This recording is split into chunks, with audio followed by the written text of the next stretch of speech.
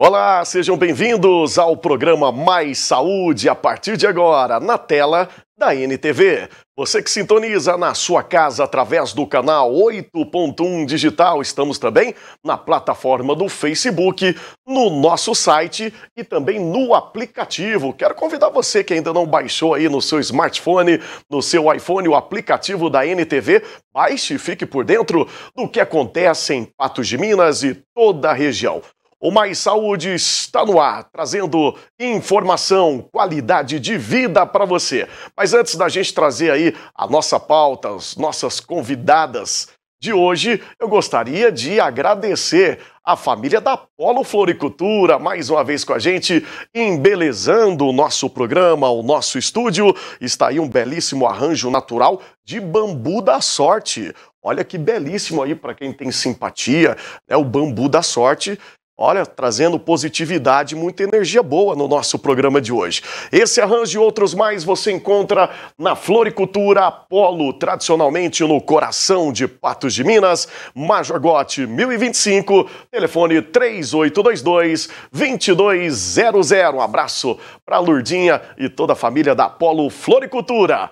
Bom, agora eu quero convidar você de casa a participar com a gente. Coloque aí o nosso WhatsApp, linha direta comigo, aproveite aqui o nosso bordão, você já sabe, o consultório está aberto e a consulta aqui é grátis. Manda aí a sua pergunta de hoje, fique à vontade, aproveite mesmo, tá bom, gente? É a grande oportunidade para você tirar suas dúvidas e ter qualidade de vida, ter saúde aí na sua casa, no seu dia a dia, né, na sua família. Saúde sempre muito bom, saúde em primeiro lugar. Bom, o nosso bate-papo de hoje é com ela, a alergista, a doutora Desirê Vinhal, já está aqui com a gente. Prazer conhecê-la, simpática, belíssima, está aqui para tirar todas as dúvidas de você aí de casa. Prazer. É um prazer, mais uma vez, poder participar, contribuir com um tema tão importante como esse, que é sobre mofo, alergias respiratórias. Então eu tenho certeza que a discussão, o bate-papo, na verdade, vai ser muito produtivo. Bom, ela já antecipou aqui, mas é isso mesmo. O nosso bate-papo hoje é super atual, né? Nesses dias de hoje, que faz sol, vem chuva, vem frio, faz calor, sua casa fecha, abre, enfim, o mofo está instalado não só na sua casa, no seu veículo, né? Na sua roupa, e você que tem rinite, tudo que for it, alergia, enfim, o que fazer, o que pode fazer, o que não se deve fazer, como prevenir, tem como prevenir? A gente vai tirar todas as dúvidas a partir de agora com a doutora Desirê Vinhal. É isso, tema propício e esse tempo tá aí super atual, né? Faz chuva, faz sol e o mofo acaba se instalando, né? Exatamente. Eu costumo dizer que as doenças ao longo do ano, elas são cíclicas, né? Sempre em alguma época do ano aquilo predomina mais, né? No verão, aqui na nossa região, as diarreias, gastroenterites e também as alergias respiratórias devido à presença aí do mofo, do ácaro em grande quantidade devido à umidade, que aumenta muito nesse tempo que é tão chuvoso na nossa região. Então, antes de tudo, a gente precisa saber o que é o mofo, né? Mofo é aquilo visual que a gente vê, ou bolor numa parede, numa roupa, num pedaço de pão, em que tem ali micro-organismos microscópicos, que são os fungos, né? Então, o mofo é aquilo que a gente consegue ver do fungo. Então, o fungo é algo microscópico, mas a aparência dele, a casa dele é o mofo. E lugar úmido, fechado, é prato cheio para ele desenvolver. E é isso que a gente precisa conversar e reforçar como prevenir o seu aparecimento e o que fazer depois que apareceu. As tais doenças respiratórias, eu sou um paciente desse, viu, doutora? Eu tô aqui até para dar meu depoimento. E eu queria já de antemão te perguntar, pessoal de casa identificar também, fique à vontade para mandar a pergunta, se isso tem alguma coisa hereditária, se passa de vô para pai, para filho, porque já vou falar de antemão, porque eu sofro com isso e minha filha também, recentemente tive que levar ela ao hospital por causa de problema respiratório. A alergia tem um componente hereditário muito grande. Então, se uma pessoa é alérgica, ela já passa para o filho 30% de chance de desenvolver uma alergia. Esse é o percentual, 30%. Se um do pai ou da mãe for alérgico. Quando é os dois, essa porcentagem aumenta para 60% ou mais. Então, se você está dando de presente para o seu filho essa carga genética lá, já tem um chipzinho da alergia, que falta só influência ambiental, hábitos comportamentais para essa alergia aflorar, sem dúvida. Muito bem. Então, 30% é o mínimo, né? É o mínimo. É o mínimo. Muito bem. E para quem, né, o pai e a mãe, não tem como escapar, né? Aí o jeito é prevenir. Como pode se prevenir disso, doutora? Então, a alergia, no geral, primeiro parte por hábitos de vida, né? Então, eu tenho que ter hábitos de vida saudáveis, alimentação, rotina de sono, manter meu cartão de vacina em dia. Para criança lá pequenininha, já no ventre da mãe, a mãe manter, né, uma gestação também saudável. O parto normal favorece a proteção, né, disso também. A amamentação, sempre que possível, quando for possível.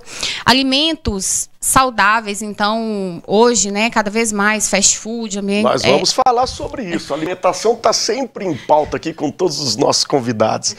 Que mais, então, doutora? isso tudo influencia. Então, desde a gestação do filho, a forma que ele nasce, depois no desenvolvimento dele, vai influenciar cada vez mais no aparecimento de determinada alergia. Então, já vamos falar sobre a alimentação, onde que a alimentação influencia, prejudica, ou como pode usar a alimentação como forma de prevenção para quem sofre aí com as doenças respiratórias. Cada vez mais a gente estuda o nosso intestino. Já é sabido que o nosso intestino, ele é o nosso segundo cérebro. Quando eu alimento de coisas saudáveis, naturais, eu estou dando nutrientes saudáveis para bactérias boas. Quando eu alimento de alimentos ricos, industrializados, processados, né, tudo aquilo que você desembala, o que você desembala tem alta chance de alimentar bactérias ruins do seu intestino. Essas bactérias ruins do intestino mandam sinais ruins para o desenvolvimento também de doenças alérgicas. Então no manuseio da alimentação já é importante. Olha, sim, sem dúvida. Que interessante isso. E isso, assim, é visível, né, nos pacientes, principalmente, assim, de dermatite atópica, toda a parte respiratória. Se você come mal, a sua doença alérgica, que é uma doença crônica, também vai mal. Então, principalmente por conta da microbiota intestinal, isso. Eu citei algumas doenças aqui, eu não sei se eu cheguei a falar o nome, mas quais são as mais conhecidas e típicas aí? Rinite, asma, né, assim, sem dúvida, carro-chefe. A alergia alimentar está crescendo bastante. E as alergias dermatológicas, né, principalmente a dermatite atópica, que está crescendo. E nesse contexto tem o conceito de marcha atópica. Então, quando uma criança carrega uma carga genética muito grande dos pais, essa influência ambiental foi negativa para ela, a chance dela fazer a marcha atópica, que é o caminho atópico do aparecimento das doenças, é muito grande. Desde o aparecimento de alergia alimentar, eczema, que é a dermatite atópica, rinite e asma. É como se a cada 2 anos que ela fizesse, aparecesse uma doença alérgica para ela. Entendeu? Muito bem. A gente vai falar um pouquinho sobre rinite, que eu acredito que é para quem tem a rinite aí, né, é atacada, né, nessa época do ano. Daqui a pouquinho a gente vai falar sobre isso. A outra que você falou é a alergia alimentar? Sim, a alergia alimentar, ela é dividida em 3 grandes grupos, né, alergia IgE mediada, não IgE mediada e as mistas. Hoje, devido à introdução da fórmula cada vez mais precoce, então o bebê nasce, infelizmente, assim, são poucos os berçários, as maternidades que têm conscientização em tentar estimular, né, quando possível, o aleitamento materno ali, acaba introduzindo a fórmula muito precoce. E aquela fórmula que o bebê recebe, principalmente nos 7 primeiros dias, é altamente prejudicial e aumenta muito o risco do desenvolvimento de uma alergia alimentar, né? O cargo-chefe aí é alergia a leite e alergia a ovo. São os mais frequentes nas crianças pequenas. E adulto, depois, a gente tem a frutos do mar, camarão também, e a castanhas, que está crescendo, assim, disparado. Pois é, você tocou muito nessa palavra, na crescente, principalmente dessa doença. Por quê? Devido ao quê, doutora? O diagnóstico das alergias alimentares tem crescido bastante, principalmente daquilo que eu falei lá atrás. Hábitos que estão cada vez piores. Cada vez mais, crianças não têm rotina de sono, crianças não vão para o contato com a natureza, ficam em casa assistindo um tablet. Crianças não levam uma maçã, uma banana para a escola, levam um bolinho pronto da Turma da Mônica. E isso influencia muito, né? O diagnóstico e o desenvolvimento. Se ela carrega uma genética, o meu meio ambiente não está favorecendo e vai aparecer o diagnóstico, uma hora ou outra vai. Muito bem, os dias, infelizmente, os dias atuais é isso, né? O fast food está atacado cada vez mais. É importante você ir de casa, já gostaria, antes da gente ir para o break, para o intervalo, gostaria que você chamasse, em forma de chamar a atenção mesmo do telespectador, da família, da mamãe, do papai, que prepara o alimento principalmente para os seus filhos, para que preste atenção nesse detalhe, que dê valor às coisas naturais, né? Sim, sem dúvida. Tudo eu acho que é organização, né? Quando você tem organização, é tudo mais simples, mais fácil. É claro que uma vez ou outra, todo mundo consome algo industrializado e está tudo bem nisso. O principal que a gente pede é o equilíbrio, né? Teve um dia que minha filha chegou em casa pedindo para eu comprar um pacote de Ruffles para ela levar de lanche, porque alguns coleguinhas todos os dias estavam levando Ruffles. E eu falei, querida, na nossa casa nós não comemos Ruffles durante a semana na escola. E é isso que eu tento ensinar para ela. E de vez em quando comer um Ruffles, tá tudo certo. Não que seja expressamente, né, proibido, mas... Exato, tem que ter equilíbrio. Então, são os mínimos detalhes no dia a dia fazem total diferença. Sem falar da obesidade infantil que está crescendo disparadamente. Disparadamente. Esse é outro índice que a gente vai trazer em pauta também breve aqui no programa. Tem alguma fruta, algum alimento específico que traz algum tipo de vitamina ou, enfim, que possa ajudar a combater ou prevenir, acho que combater, mas prevenir.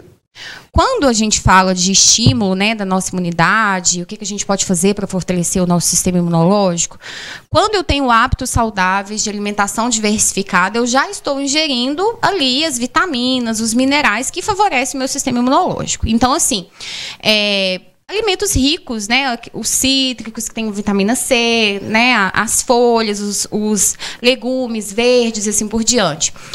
Só que eu acho que o principal que a gente precisa observar é que quando eu tento substituir por cápsula algo que eu não estou comendo e poderia comer, isso não é bacana.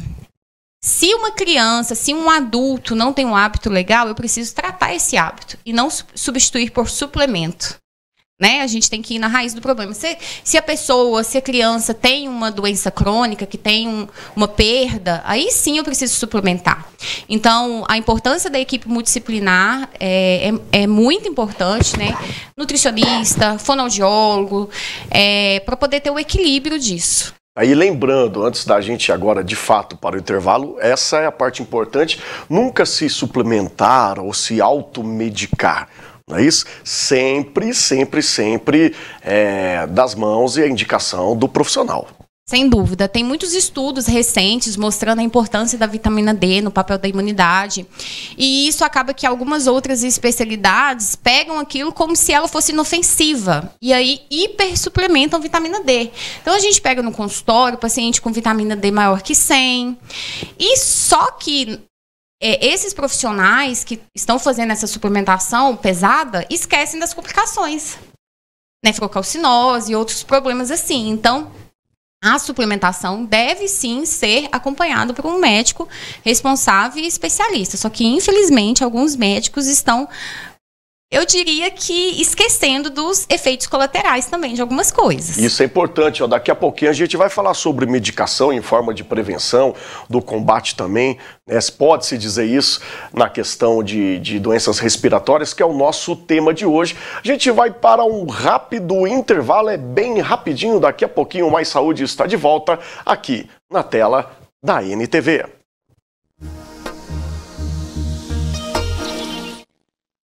Muito bem, estamos de volta com mais saúde aqui na tela da NTV. Você na sua casa sintonizando na sua televisão, canal 8.1 digital. Você que acompanha o nosso programa através do Facebook, na página NTV Patos de Minas. Estamos no nosso site também ao vivo, você acompanhando a nossa programação.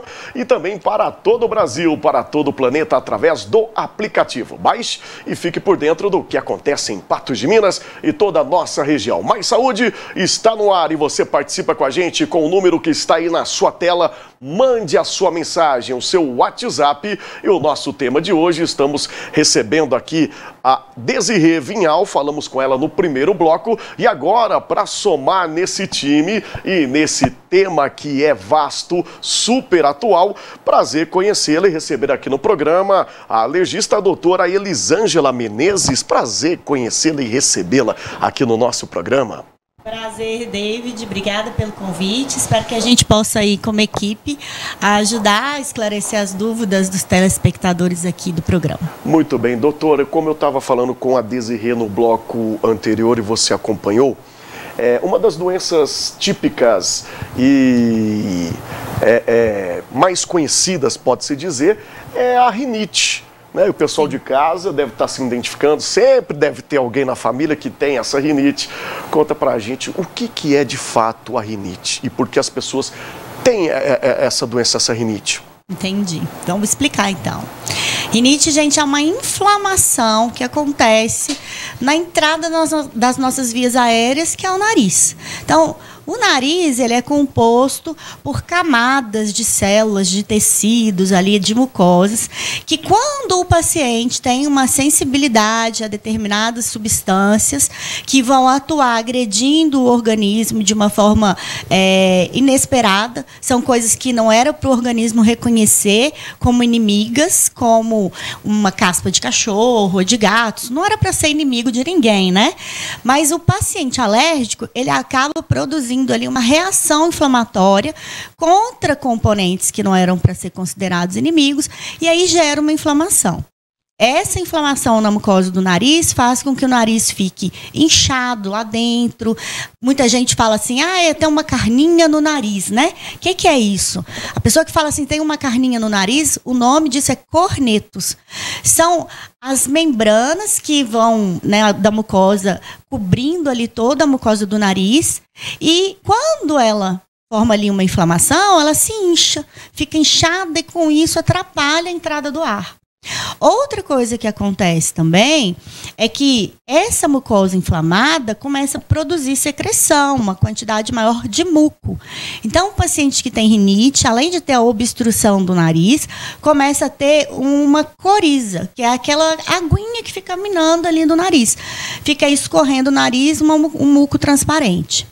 Além disso, o paciente que tem rinite, ele também, através das substâncias que são liberadas ali dessa mucosa inflamada, ele começa a ter sensação de prurido, coceira. Então, é aquele paciente que frequentemente faz o movimento de esfregar o nariz.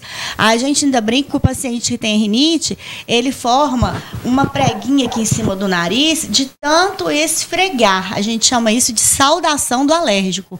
Como se o alérgico, toda vez que encontrasse com a gente, ficasse esfregando aí o nariz. Eu tenho certeza que o pessoal que está assistindo já deve ter, pelo menos, conhecido um alérgico que já chega esfregando assim o nariz, né?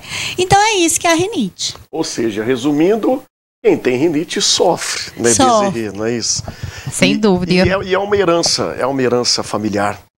É uma herança familiar, também, né? A rinite alérgica, né? Porque existe rinite alérgica e não alérgica. Era sobre isso que eu ia perguntar, existem tipos ou graus de rinite?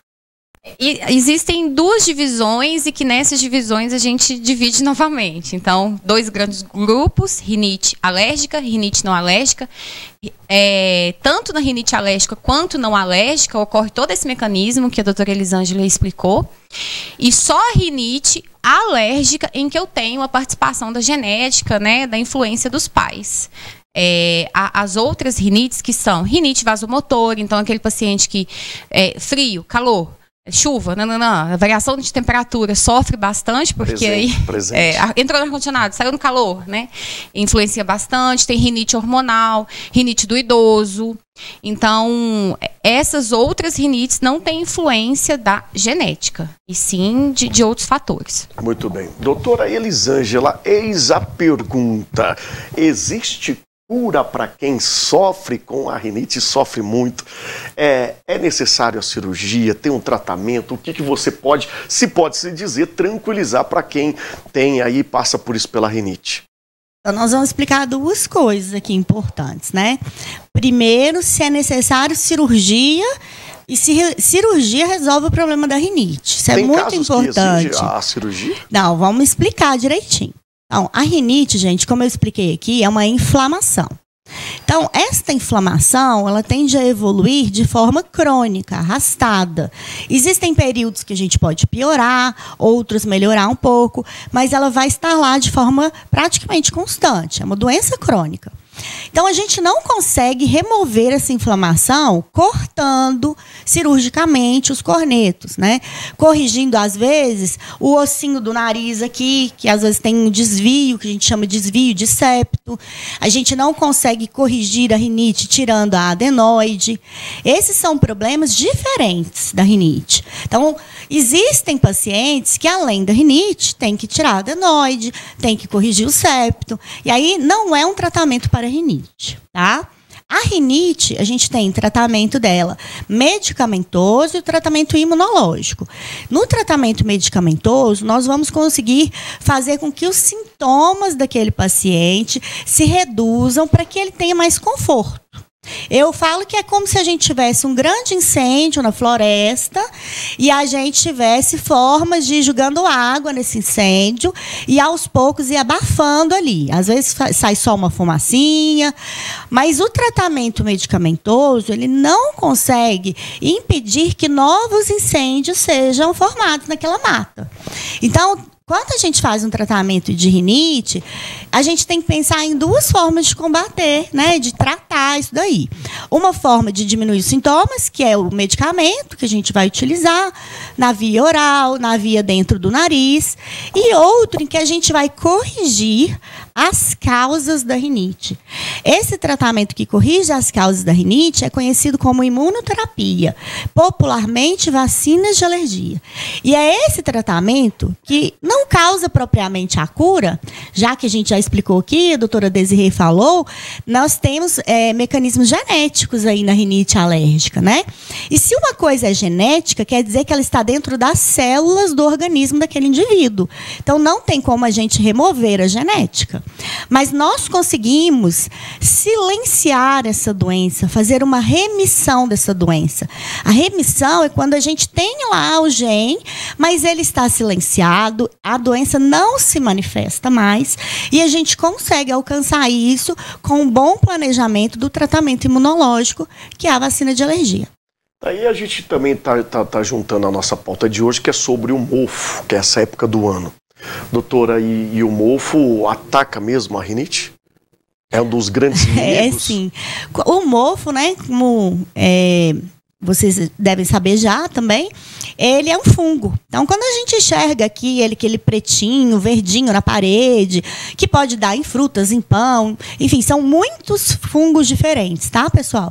Mas o mofo, ele vai crescer ali no ambiente úmido e quente, igual o que a gente está vivendo esses dias, né? E ele produz ali esporos. Esse fungo vai produzir esporos. Esses esporos, quando inalados, eles vão chegar na nossa via respiratória. Então, o que encosta ali, que a gente aspira e chega no nariz, ele vai causar uma reação inflamatória no nosso nariz e, com isso, vai piorar a rinite alérgica. Do mesmo jeito que eu tenho aqui, na entrada da via aérea, uma inflamação, a gente tem um conceito que a gente chama hoje de vias aéreas unidas. O que é esse conceito?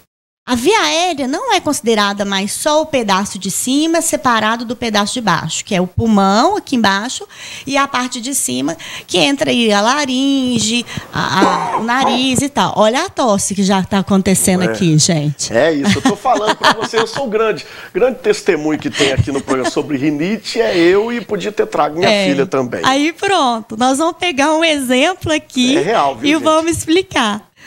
Então, a via aérea é o seguinte, o que inflama aqui em cima, a via aérea unida, inflama aqui embaixo.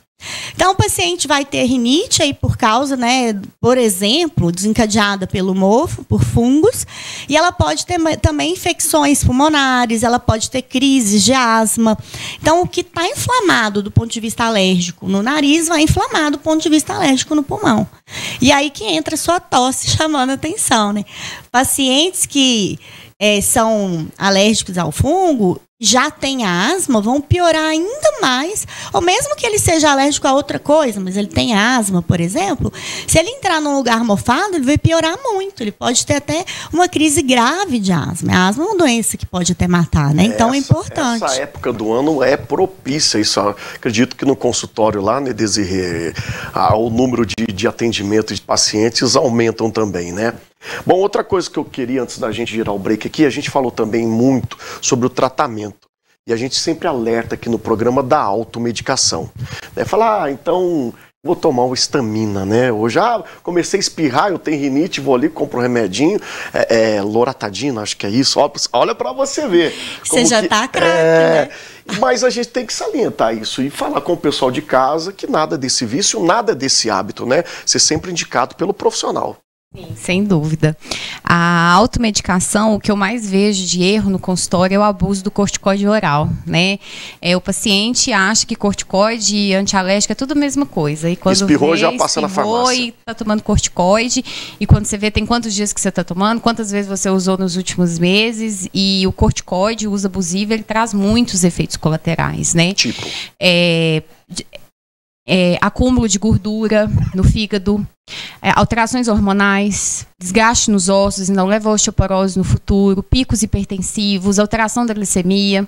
Então isso é altamente impactante. E como a Elisângela explicou brilhantemente, apaga um fogo, mas que você está espalhando gasolina ao redor depois, entendeu? Então o uso indevido, né, a automedicação tem que ser combatida e tem que ser acompanhada pelo especialista, sim. Porque só o especialista, ele sabe o tratamento adequado para determinada paciente, a medida comportamental mais adequada para aquele outro, qual tem que fazer a imunoterapia, que são as vacinas, qual que não tem indicação de fazer, para resolver a vida do paciente, né? Não só maquiar. Muito bem, isso é muito importante resolver, que senão, como a doutora Elisângela falou, a gente apaga o fogo ali de meio, mas leva o incêndio para a vida toda, né? Bom, você aí de casa, não sai daí não, tá na hora da gente dar aquele giro bem rapidinho. O Mais Saúde volta já já aqui na tela da NTV.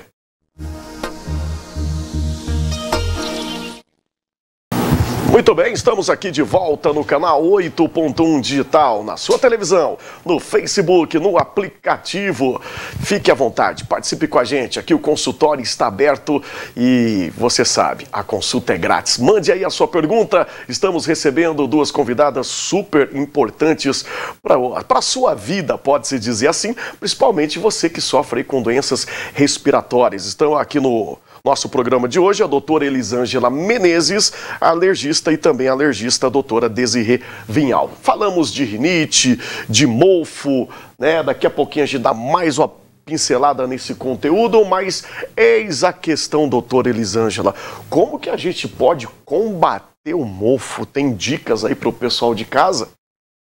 Tem bastante dicas aqui. Então, lá, conforme for lembrando, a Desirê pode ir ajudando aí. Isso que eu ia falar, nós vamos dividindo aqui, fica à vontade. Porque são muitas dicas, né?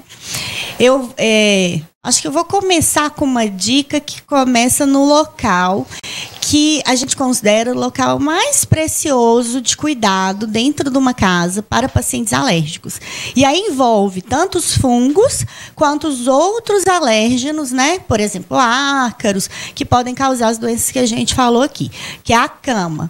Então, a gente tem ali na cama e no travesseiro a maior quantidade de ácaros e muitas vezes também uma grande quantidade de fungos. Então, existem estudos que mostram assim, qual a quantidade, né, em gramas aí de fungos que a gente tem na superfície do travesseiro, que a gente tem dentro do travesseiro, que é o local que a gente esfrega o rostinho ali a noite toda, né? A criança está lá abraçadinha com o travesseiro.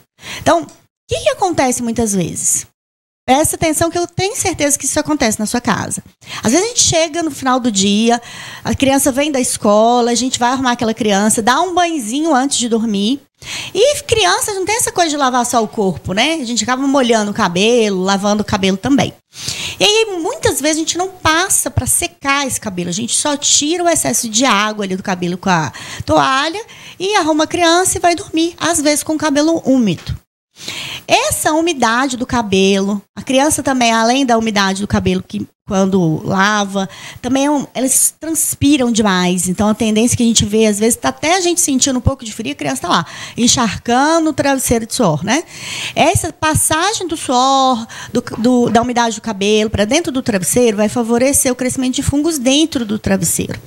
E aí, você pode combater o fungo que você está vendo, assim, nas paredes, em todo lugar, mas, às vezes, ainda você está ali com os mesmos sintomas.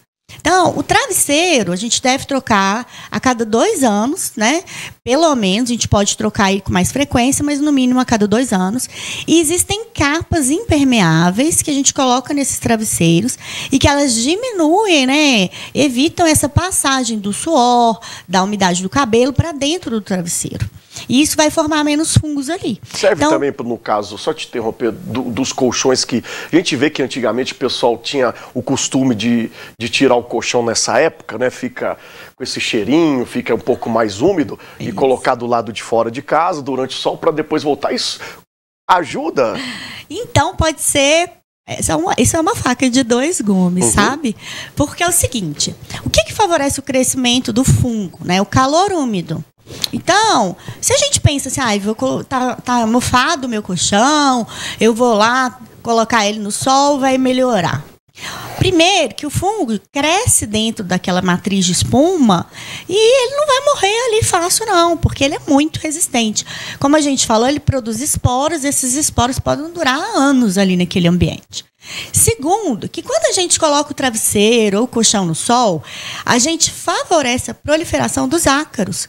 O calor é uma das coisas que ajuda bastante o ácaro a se proliferar. Então, não é uma coisa 100% resolutiva. Então, o ideal é a gente fazer trocas periódicas e realmente usar as capas, que tem para o travesseiro, mas também tem para o colchão. Então, a gente faz isso.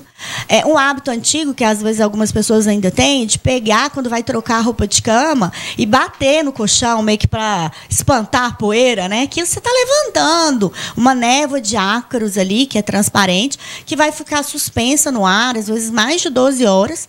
E mesmo que você limpe a casa pela manhã, quem vai deitar ali naquele ambiente à noite vai ficar um pouquinho Exemplos pior, de quando tem faxina em casa, é o dia pior para se ficar em casa. Pode ter certeza que no outro dia o narizinho tá coçando ali. Por causa disso que a poeira saiu, estava sentada e ela tá no ar. É isso, né? Exatamente. Resumindo. Bom, já vamos aqui também respondendo aqui a pergunta do pessoal de casa. A Vânia do Cristo Redentor, um beijo, um abraço para você, Vânia. Obrigado pela participação. Tá perguntando se vitamina C ajuda aí no caso de alergia. Nós falamos da vitamina D, né? Mas muita gente fala isso aí sobre... Tem as pastilhas, tem a laranja, que laranja é bom para isso. O que você me diz, Desirê? Foi o que eu falei, né? Se você pode consumir a vitamina C nos alimentos, não tem por que você suplementar. Porque o excesso da vitamina C vai sair todo pelo xixi. É seu dinheiro indo pelo ralo, literalmente. Então, vitamina C, sim, ela favorece o nosso sistema imunológico, mas eu devo suplementar quando tem indicação. Eu não consumo nada de vitamina C, não consumo nada. Então tem que ver aí com o seu nutricionista, se não tem mesmo como introduzir algum alimento, se não tiver aí sim suplementa, mas são modos de vida que tem que ser repensados. Muito bem, mais uma pergunta chegando aqui pra gente. A infecção, tanto por rinite alérgica quanto sinusite, dependendo do seu grau de acometimento, elas podem afetar o ouvido? Sim, nós temos uma comunicação, né, entre nariz, ouvido, garganta. Da mesma forma, quando ocorre uma inflamação aqui na mucosa nasal, o meu ouvido, o conduto auditivo, ele pode coçar, por exemplo. Então, essa coceira, tem muito paciente que faz aqueles barulhos esquisitos, né? Quando está coçando, tanto o nariz quanto o ouvido. E se uma rinite não é bem tratada, eu tenho aumento de chance de desenvolver sinusite. Essa sinusite não é bem tratada. Como está tudo ali comunicando, pode desenvolver otite também. Então, sim, pode acontecer. Muito bem. Importante, então, sempre ter o contato com a natureza, ambiente aberto. Vamos lá com mais dicas, Elisângela, para o pessoal de casa. Janela aberta e passear com as crianças, tudo ajuda. Tudo ajuda. Ainda com relação ao combate aí do mofo, né, que a gente direcionou essa fala nesse momento, quando a gente chega aí, né, das férias, você deixa a casa mais fechada, tá chovendo muito, mês de janeiro chove, agora até março a gente vê muita chuva acontecendo, a gente chega lá e tem aquele cheiro de mofo na casa. Você procura, olha as paredes e às vezes não encontra nada, mas percebe que tem um cheirinho ali diferente, de que muitas pessoas são capazes de identificar esse odor, né, que é o do mofo. Eu sempre dou sugestão para os pacientes, um quarto, que muitas vezes é um quarto já todo planejado, sabe, com os móveis no lugar, ele não está protegido de ter mofo nas suas paredes. Às vezes você não consegue enxergar o mofo. Então, a casa, por exemplo, que no quarto tem aquele rebaixamento de gesso, sempre falo, ali pode ser um acúmulo de mofo e você precisa de um especialista para tentar ver se é ali, né? Cabeceiras de cama que são presas na parede. Então, o ideal é que você não faça esse planejamento na sua casa, que a cabeceira não seja presa para que você consiga arredar essa cama, porque muitas vezes eu insisto bastante que ainda tem alguma coisa ali no quarto, aí vão remover a cabeceira e ver lá, tá tudo mofado atrás, né?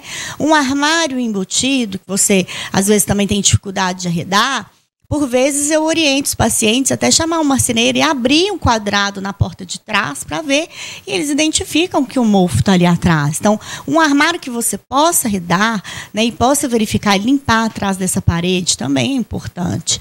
E quando você vê ali o mofo, né, que você olha, tá aquele preto ali, você fala, nossa, aqui existem vários recursos, até mesmo caseiros, que a gente pode usar para combater, para controlar, né? Fora aí chamar, obviamente, um pintor, descascar a parede, amassar e fazer a pintura, né? E consertar as infiltrações, a gente pode tomar algumas medidinhas caseiras. Eu vou falar uma, Desirê vai emendando aí, dando as outras sugestões, porque nós temos várias sugestões, né? Então, uma das sugestões é pegar a água sanitária, o hipoclorito de sódio, né? Que aqui na região muita gente conhece como Que Boa, né? Que é uma marca, assim.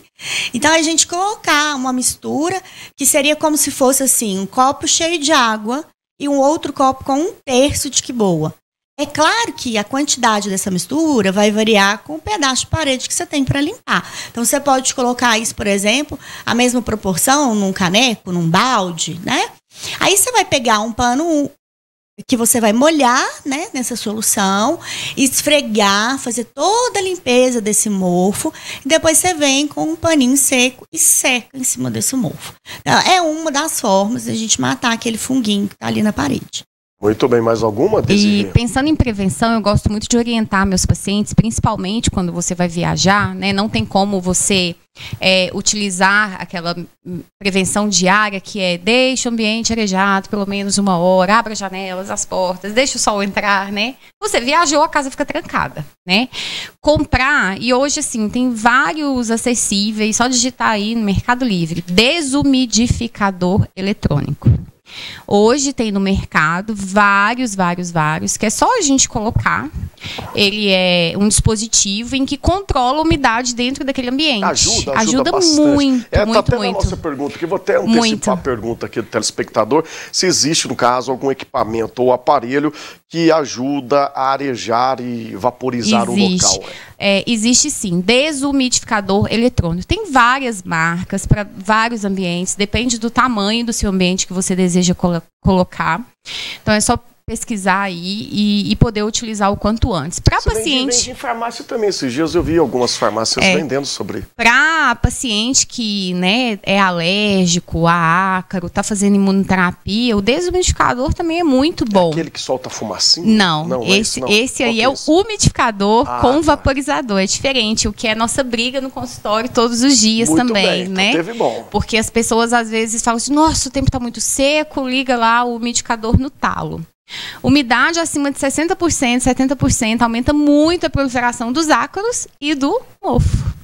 Então, aquele ambiente que estava aparentemente seco, que eu poderia resolver lavando meu nariz, colocando soluções em gel próprias para eu hidratar minha mucosa nasal, eu estou dando um banquete para os ácaros, os fungos que estão naquele ambiente com uma umidade muito alta. Então, umidade relativa do ar entre 30% até 60%, 70%, eu não preciso colocar o umidificador. De jeito nenhum, é proibido. Aqui no Brasil, quais são os ambientes assim que praticamente o ano inteiro precisa? Brasília e Nordeste, né? O sertão nordestino. Então, o que você indica o umidificador nessas regiões precisa um pouquinho. Agora, nas outras regiões, eu não preciso de umidificador. Eu estou em períodos de chuva, né? A umidade relativa do ar está muito alta. Eu estou vendo que está tendo um cheirinho ali esquisito. O desumidificador eletrônico. E sem falar que trabalhar na prevenção, né? Observar infiltrações da minha casa, como que está a conservação dos canos da minha casa para não ter infiltração e isso favorecer o aparecimento de mofo. Não acumular móveis velhos, plantas, retira isso da sua casa, isso só dá problema e dá um aspecto feio para sua casa e problema de saúde, né? Então, são essas dicas que eu acho importante também. Daqui a pouquinho tem mais dica, eu sei que a Elisângela está querendo trazer mais dica aqui também. Vamos fazer o seguinte, é bom que a gente segura aqui o nosso Ibope, aqui a nossa audiência. A gente vai para um rápido intervalo e daqui a pouquinho o Mais Saúde está de volta aqui na tela da NTV.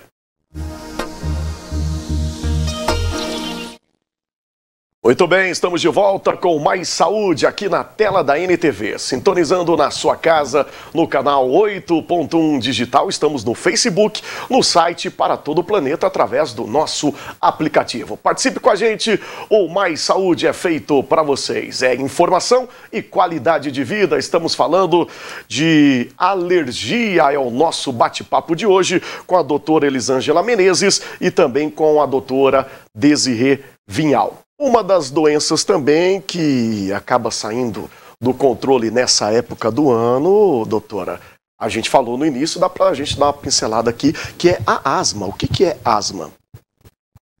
Asma é uma doença inflamatória crônica das vias aéreas inferiores, então, do pulmão, né? E essa asma, ela pode ser alérgica e também não alérgica. Muita gente acha que a asma, igual a rinite, é alérgica, mas ela também pode ser não alérgica. Essa inflamação é como se barrasse a passagem de ar, gerando uma obstrução. Então, é um distúrbio obstrutivo. O paciente, às vezes, ele quer respirar, mas o ar não passa, porque a via está fechada, inflamada. E o gatilho para a manifestação dessa doença pode ser alérgico ou não. Só que o que a gente vê na prática também é mesmo aquele paciente que tem os testes alérgicos negativos e tudo, ele acaba piorando a sua asma em contato com presença de grande ácaros, fungos e assim por diante. Então, controle ambiental, medidas comportamentais é para todo mundo. Sempre. Né? Você não escapa. Eita, mofo, né? Hoje, só de falar de mofo, já está atacando já, viu? Exatamente. Então, a asma é uma doença grave. Se não bem tratada, bem conduzida, com potencial alto de morte, todos os anos morrem milhares e milhares de pessoas devido à falta do tratamento adequado, né? E o único tratamento que pode mudar o curso da asma, que é você ficar sem uso das bombinhas e assim por diante, é a imunoterapia. Então, a vacina das alergias, que é utilizada para rinite, a gente pode fazer para asma alérgica também, e é o único tratamento que dá a possibilidade do paciente ficar sem medicação e ficar controlado, ficar bem. Muito bem. E automedicar jamais, ainda mais na questão de asma, né, doutora Elisângela? Jamais. Jamais, porque é frequente a gente pegar um paciente asmático utilizando uma bombinha que não trata a inflamação. Então, como a doutora Desirê explicou aqui, a asma é uma doença inflamatória. Então, o paciente às vezes usa uma bombinha que pode até ajudar a abrir temporariamente os brônquios, para que ele consiga, por poucos minutos ali, respirar um pouquinho melhor. Mas às vezes o paciente vai usando essa medicação e, como não está tratando a inflamação, ele acaba falindo e aí entra num quadro mais grave. Então, o uso de medicações para controle da asma, ele deve ser prescrito aí, né? E seguido exatamente essa prescrição por um profissional experiente na condução do tratamento dessa doença. E existem medicações diferentes relacionadas com a faixa etária, por exemplo. Algumas são mais indicadas em crianças menores. Medicações que são mais adequadas para a habilidade do paciente em fazer o uso da medicação. Existem doses diferentes de medicamentos. Quando a gente fala assim, eu tenho asma, eu uso bombinha. Muitas pessoas acham que usar bombinha é um tratamento único. Então, se você usa bombinha, eu posso pegar a sua bombinha emprestada e usar. Mas quando a gente fala bombinha, é a mesma coisa que a gente estivesse falando aqui, pomada. A gente estivesse falando aqui xarope. Então, quando eu falo pomada, ninguém sabe qual o remédio que eu estou falando. Então, quando eu falo xarope, da mesma forma, ninguém sabe o medicamento que eu estou falando. Então, se eu falo bombinha, existem muitos medicamentos que podem ser administrados para o paciente, para a via intrapulmonar, que são colocados em dispositivos que a gente chama bombinha. Então, muito cuidado na hora de utilizar isso e evitar essa recomendação, né? Tem paciente também que tem medo de usar a bombinha. Ele fala assim, não, já escutei que esse negócio ataca o coração, vai me deixar viciado, depois fulano usa bombinha, começou a usar, nunca mais parou. 100% mito. Por exemplo, se você é um paciente hipertenso, ou se você é um paciente diabético, você vai fazer o controle ali, chega no médico, o médico vai lá, por exemplo, mede sua pressão, fala, você está com pressão alta, eu vou te passar um medicamento. Daqui a pouco você vai voltar aqui que eu vou ver se está controlada a pressão. Pode ser que você vá lá e esteja controlado, pode ser que você vá lá e a pressão não controle. E aí o médico associa um outro medicamento. E muitas vezes o médico vai te falar, olha, você tem pressão alta. Não existe uma opção de você parar de tomar o remédio da pressão. Isso todo mundo aceita e entende. Né? Porque a hipertensão já é uma doença mais conhecida, antiga, mais divulgada e explicada para a população. A asma é a mesma coisa. Você não pode, por exemplo, falar, eu não vou usar a bombinha, senão depois eu vou ficar viciado. Não é um vício.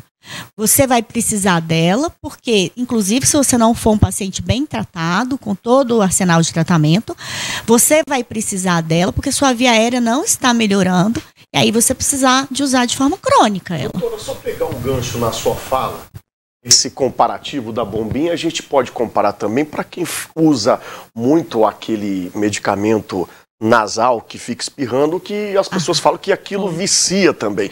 Quem tem alergia é super viciado nisso. E aquele é vício mesmo. Isso, é importante não você... Não é a mesma coisa da bombinha. É importante pegar o gancho e você falar sobre isso.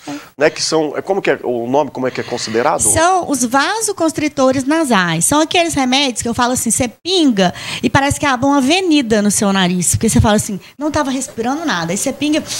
Esse tentador, sim, né? É o vício. Você não estava respirando, é tentador, né? Eu tenho uma paciente e se ela estiver assistindo depois, ela me mandou oi. Ela dorme com o frasquinho na mão. Ela já melhorou 100%. Mas é um vício tão grande que eu tive que trocar a substância que ela segura. Mas ela tem que segurar, tá segurando agora um gelzinho de soro para dormir. Mas ela tem que dormir com ele na mão, porque ela se sente insegura para dormir. Para o pessoal de casa entender mais, e o nosso programa tem o linguajar mais popular, eu vou citar alguns nomes aqui. No caso, o Nelsoro, o Neusaldinha, é por aí, né? É o Nelsoro, o Sorin. Isso. São marcas, né? Esses aí. Mas é tipo esses medicamentos mesmo. E a gente tem uma pergunta aqui bem parecida da telespectadora: fazer lavagem nasal ajuda quando estamos em crise alérgica a fim de evitar acúmulo de muco e também o mau cheiro dependendo do grau de infecção? Aí já é a lavagem nasal. Fique à vontade, doutora. Doutora Desirê nos ajuda aí. A lavagem nasal teve um estudo em 2019 que envolveu muitas e muitas e muitas pessoas que lavavam o nariz e que não lavavam o nariz. E deu uma certa polêmica esse assunto. Foi comprovado que pessoas que lavam o nariz, né, elas têm menores dias de sintomas e menor intensidade. E para pacientes alérgicos, além de ajudar no controle, previne também. Então, a lavagem nasal, uma vez diária, de forma adequada, com a técnica adequada, com o volume adequado, é sim satisfatória. O que acontece é que as pessoas escutam muito de orelhada. Vai lá e faz de forma errada. Aí lava com a técnica errada, acaba colocando muita força na lavagem nasal, leva a secreção ou, né, o próprio solução para dentro do conduto auditivo, gerando dor. Então, a lavagem nasal, feita de forma adequada, com os dispositivos adequados, sem dúvida, tem benefício e a gente estimula muito. E essa adequação correta você vai ter com a indicação de um bom profissional. E essa é a hora que eu quero perguntar para vocês, aonde que atende a doutora Desirê, onde te encontra, onde você atende. Atualmente, vou mudar de consultório aí, dando um spoiler, né? Coisa boa, já antecipa aí pra gente. Eu não comentei ainda nas minhas redes. Pra dar energia boa. Exato. Em breve vou lançar aí um novo consultório, que eu vou mudar, provavelmente mês que vem. Mas atualmente, meu consultório é no IMAC, ali ao lado do Hospital Imaculada Conceição. E vai pra onde? E eu vou pra Oftal, Clínica Oftal, ali na Padre Almir. E como eu costumo dizer, atendimento de criança de 0 anos a paciente de 110. Esses dias eu atendi um de 103. Eu falei, eu tenho que aumentar, porque antes a faixa etária minha era até 100, que eu falava, você vai colocar 110. Muito bem, doutora Elisângela, onde a doutora atende, como te encontra, o arroba, quiser deixar também? Joia. Eu atendo lá no HNSF, né, no 6º andar.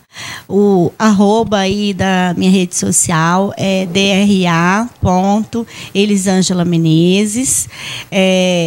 Mesma coisa, né? Desirê e eu, nós, cada uma tivemos uma formação de base distintas, mas a alergia e imunologia, ela é uma especialidade que, claro que a nossa formação de base nos dá um apoio aí para a gente conduzir para frente. Mas ela é uma especialidade que trata todos os pacientes que são alérgicos ou com doenças imunológicas. Então, a minha formação de base é pediátrica, né? Eu fiz a pediatria primeiro, mas eu também atendo como a Desirê, a gente atende as duas, né? A Desirê tem uma formação clínica, eu pediátrica, mas nós duas fizemos a alergia depois, que é uma especialidade que transcende a faixa etária. E que pelo jeito não, certeza, transparente, vocês amam demais. Repete o seu arroba, doutora Elisângela, que fica mais fácil o pessoal te encontrar. dra.elisângela Menezes. E da doutora Desirê, o arroba? dra.Desirê Vinhal. Desirê Vinhal, não tem erro. Produção, já tá tudo ok aí pra gente chamar o nosso telejornal? Eu gostaria muito de agradecer, de conhecer vocês, eu aprendi muito com vocês, mas assim, não só agradecer a orientação, mas a contribuição para a nossa sociedade ter uma vida de fato saudável. Obrigado mesmo de coração. Disponha, foi bem legal participar também e espero que as pessoas aí tenham aprendido um pouquinho com a gente. Desirê, obrigado. Obrigada por tudo, obrigada. Muito bem, a você de casa, o meu muitíssimo obrigado pelo carinho, pela sua participação, a enorme audiência. O Mais Saúde fica por aqui, volta semana que vem. Até o próximo programa.